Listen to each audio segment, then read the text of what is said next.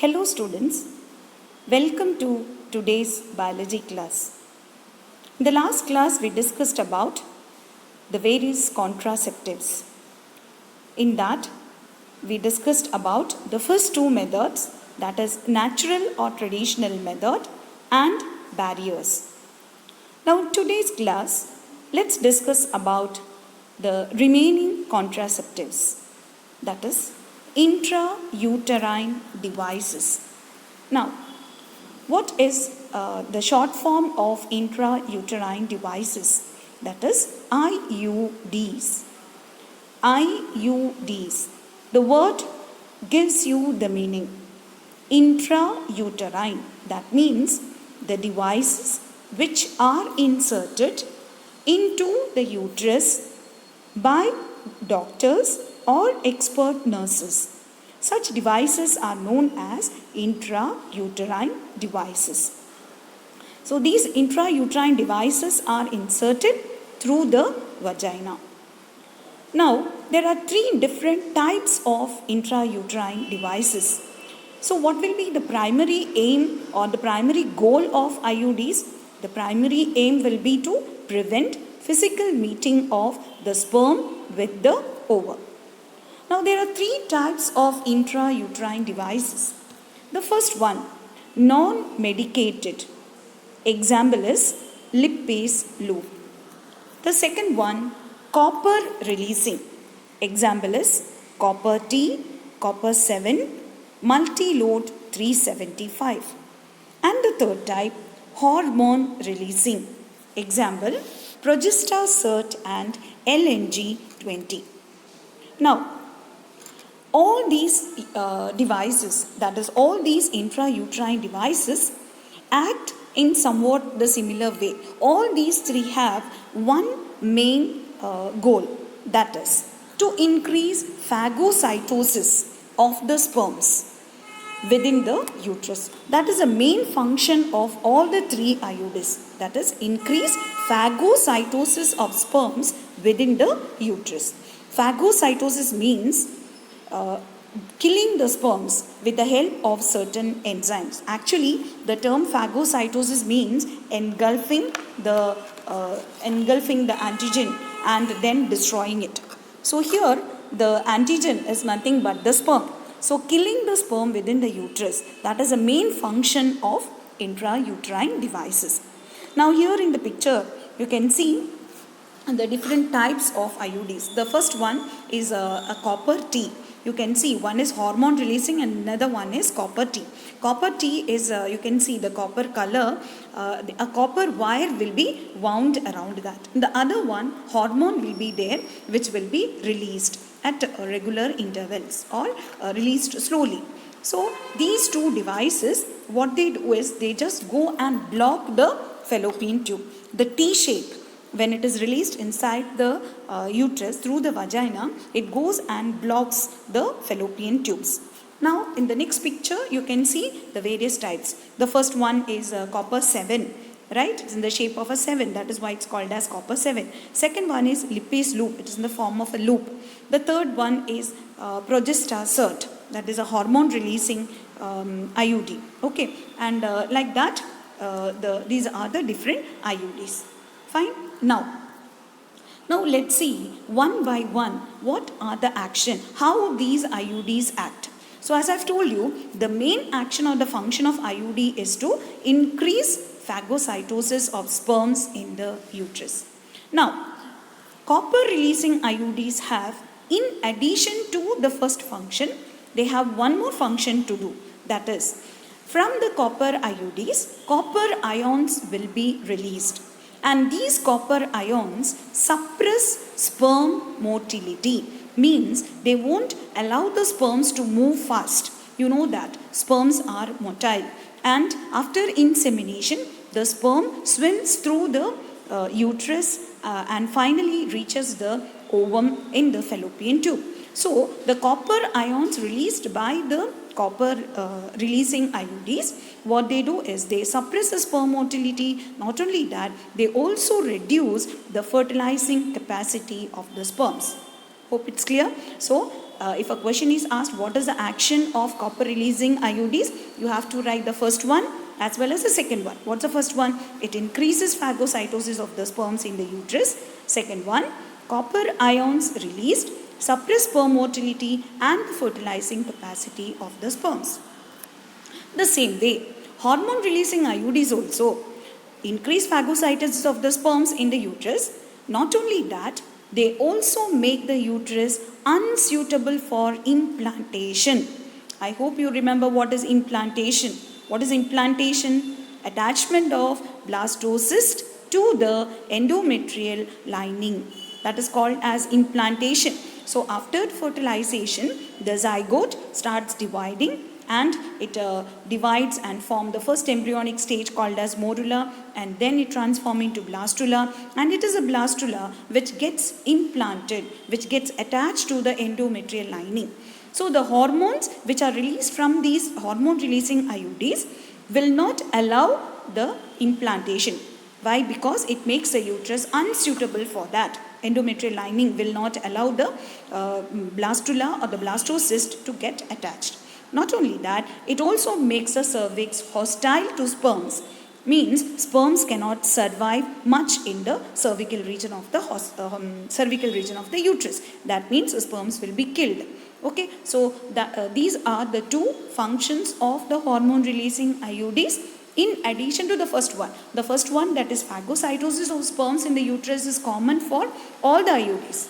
Okay, and the specific function of hormone releasing IUD is make the uterus unsuitable for implantation and the cervix hostile to sperms. What about copper releasing IUDs?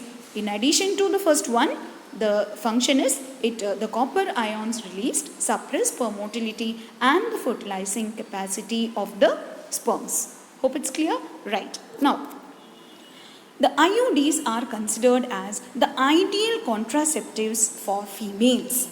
Now, what type of females? Who wants to delay pregnancy or space the children? What does it mean? So after a marriage, if a couple wants to have children after 1 or 2 years, they can use this IUD. The wife has to insert any one of this IUD so that chances of fertilization will be less or nil. And whenever they want, they can remove that IUD so that the fertilization takes place. So that is why IUDs are considered as ideal contraceptives for females. It is one of the widely accepted methods of contraception. So you may get a question, mention a widely accepted method of contraception used by females. Then the answer will be IUDs or intrauterine devices. Hope you understood what are IUDs and what are the action, or what is the action of this IUD. Now the next contraceptive is oral contraceptives, which are commonly called as oral pills. So pills are nothing but tablets, right? Which has to be taken, tablets which have to be taken orally through the mouth. Now oral pills are either progesterone or progesterone estrogen combination. So what will be the ingredient found in that oral pills? It will be either progesterone, which is a hormone or it will be progesterone estrogen combination. Okay, now what will be the action? The oral pills inhibit ovulation. You know what is ovulation? What is ovulation? Rupture of Graafian follicle releasing the ovum. That is a secondary oocyte. They inhibit ovulation. Not only that, they also inhibit implantation. Means they won't allow attachment of blastocyst. Even if fertilization occurs, if the lady is taking this tablet, even if fertilization occurs by chance, implantation will not happen. As well as it changes the quality of cervical mucus. If the quality of cervical mucus is changed, what will happen is it will prevent the entry of the sperm, or it will slow down the entry of the sperms into the uterus. You know that cervix is the mouth of the uterus. So if the quality of cervical mucus is changed, it will prevent the entry of the sperms into the uterus, or it may retard or kill the sperms. Okay, so that is how oral pills act. So oral pills are nothing but they are commonly called as, they are the oral contraceptives which are commonly called as oral pills, and they are nothing but progesterone or progesterone estrogen combination, which is normally used by females. Again, it is a contraceptive used by females in the form of tablets. Now, what is its action? It inhibits ovulation and implantation and also change the quality of cervical mucus. Okay, fine. Now, there are two types of oral pills. One is daily pills, another one is weekly pills. Daily pills example is Mala D and Mala N. Some years back, you must have seen the advertisements coming in TV. Government of India used to give an advertisement about Mala D. It's a oral pill. It has to be taken daily. So if the couple decides not to have children, then the female has to take this tablet on a daily basis. Okay. Then there are certain other pills which have to be taken weekly once. Example is Saheli.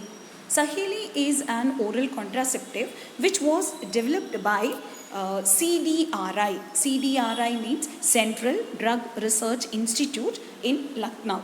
So this tablet was developed in CDRI, and it has very few side effects and it has high contraceptive values. So two types of pills are there. One is daily pills and one is once a week pill. So example for daily pill is Mala D and Mala N. So what you can see in the picture is Mala D.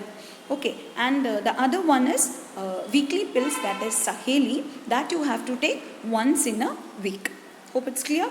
Right. Now, suppose due to rape or due to failure of contraceptives, if suppose a rape happens and if there are chances of pregnancy or if the contraceptive fails, under these two circumstances, if the lady takes this pill within 72 hours of coitus, that is within 72 hours of sexual intercourse, if a female takes this tablet, eye pills, okay, that will prevent pregnancy. That means there are certain pills which has to be taken, which can be taken under emergency situations like rape or, as I've told you, rape or failure of contraceptives. Under those two conditions, the females can take this tablet, that is eye pill, but it has to be taken within 72 hours of the coitus. Hope it's clear. So that is all about oral contraceptives. Now the next one, implants. Now from the word itself, it's very clear. It has to be planted inside. So implants are small matchstick size devices. You can see in the picture a small matchstick like device, right? And this device contains progestogen or a combination of progestogen and estrogen. So this will be present inside the implant, and it can be used as an injection or an implant under the skin. Now the function will be similar to that of oral pills. But here, these hormones, in the case of implants, the hormones will be released very slowly into the bloodstream. So, this implant has to be fixed under the skin by a minor surgery. So, this if that implant is planted under the skin, it will start releasing the hormones which may inhibit ovulation, implantation, as well as quality of cervical mucus. So the function of an oral pill and the function of an implant or an injection is the same. But what is the advantage?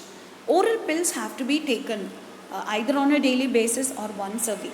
So if you fail to take the tablet on a regular basis, what will happen? Chances of fertilization are there. So, but whereas in the case of an implant, this implant, as long as it is there in the body, then it also has a certain period. So as long as it is there, it will inhibit ovulation and implantation, as well as cervical quality of cervical mucus will be changed. As a result of that, chance of fertilization will be 0 or fertilization does not occur. So that is the advantage of implants over oral pills.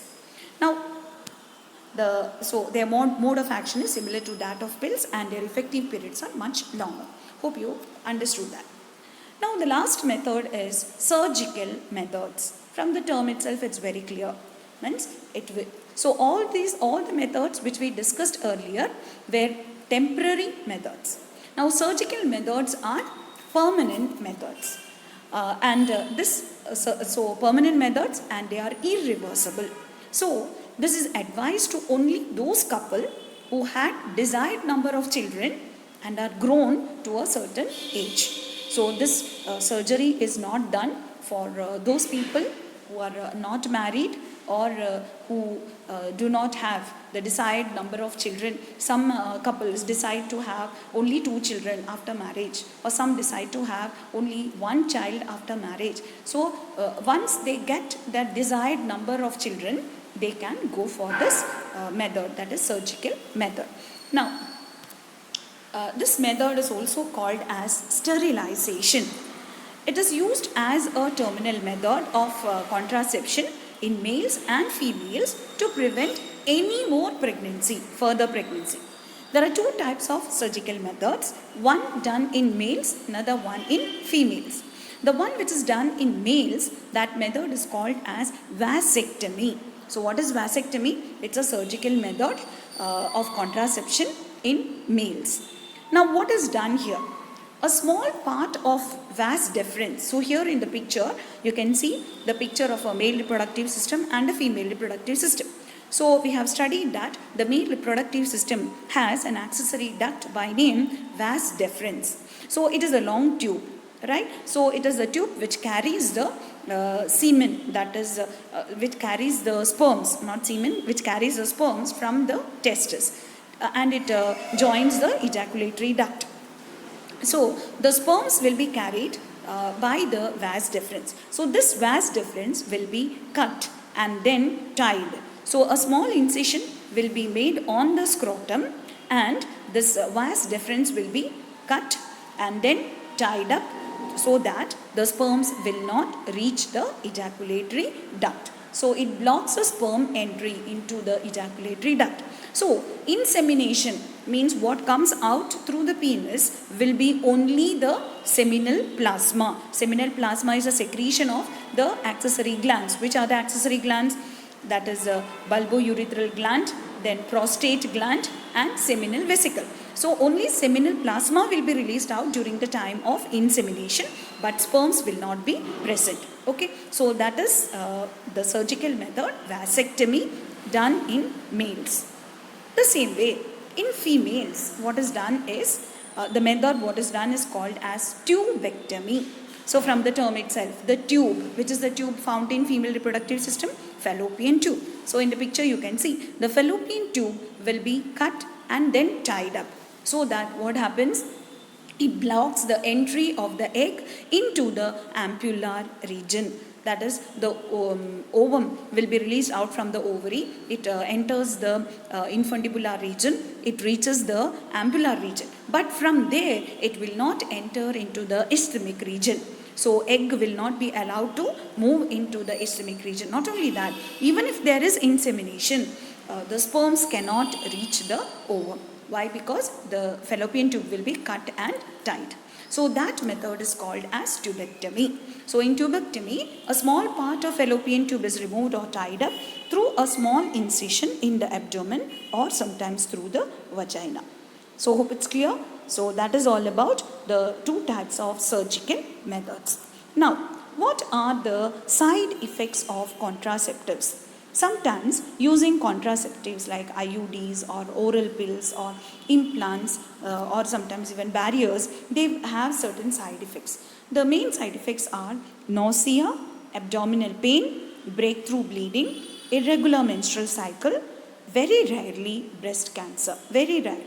Okay, so these are some of the side effects of contraceptives. Hope you all understood about the various contraceptives. Thank you.